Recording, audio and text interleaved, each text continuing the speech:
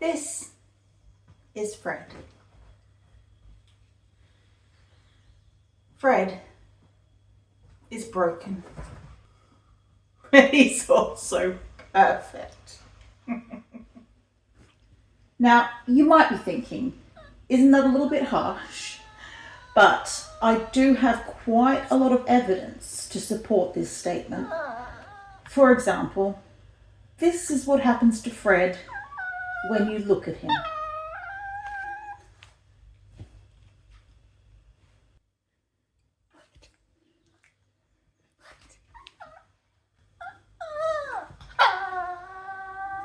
Fred's also a smiler, which, if you've seen a dog that smiles, you'll know exactly what I'm talking about.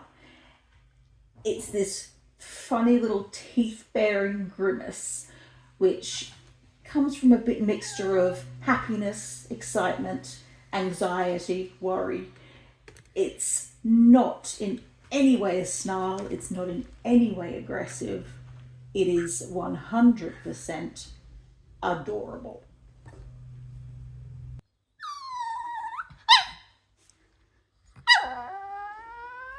It's almost as though he just can't bear the pressure of someone looking at him intently.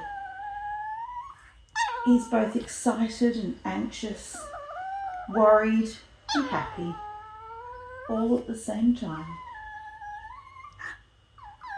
And it doesn't help that we've got relatively normal Ned to compare him to.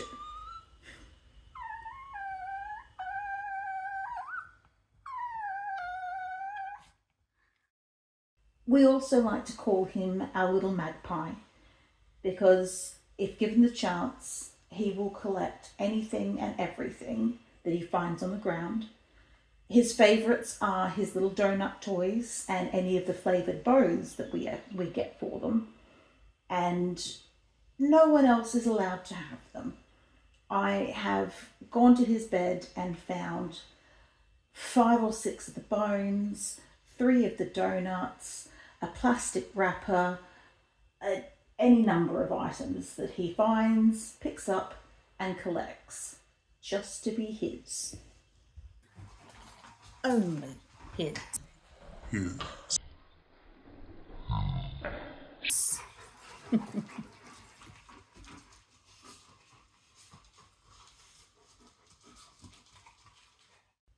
One of his cutest little eccentricities are his tantrums.